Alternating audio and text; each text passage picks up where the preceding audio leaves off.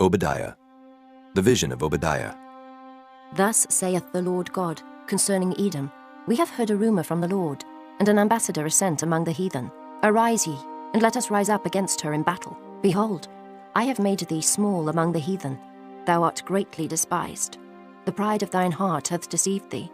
Thou that dwellest in the clefts of the rock, whose habitation is high, that saith in his heart, Who shall bring me down to the ground? Though thou exalt thyself as the eagle, and though thou set thy nest among the stars, thence will I bring thee down, saith the Lord.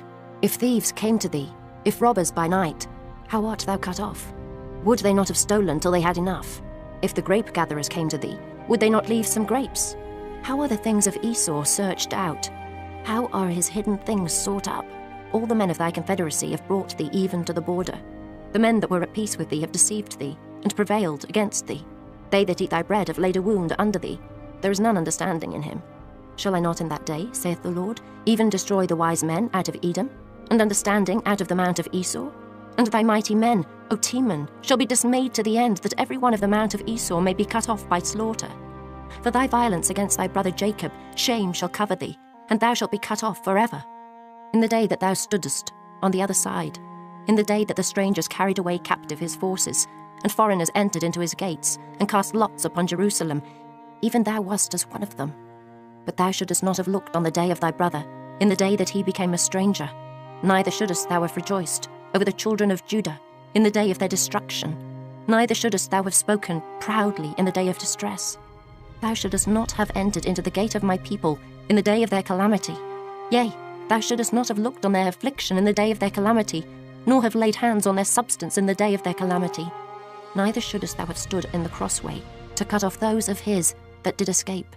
Neither shouldest thou have delivered up those of his that did remain in the day of distress. For the day of the Lord is near upon all the heathen. As thou hadst done, it shall be done unto thee.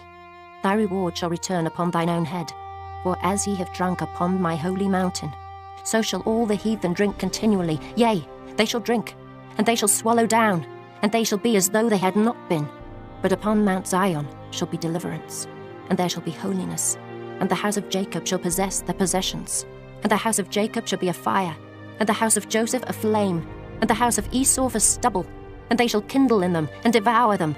And there shall not be any remaining of the house of Esau, for the Lord hath spoken it. And they of the south shall possess the mount of Esau, and they of the plain the Philistines, and they shall possess the fields of Ephraim, and the fields of Samaria, and Benjamin shall possess Gilead, and the captivity of this host of the children of Israel shall possess that of the Canaanites, even unto Zarephath.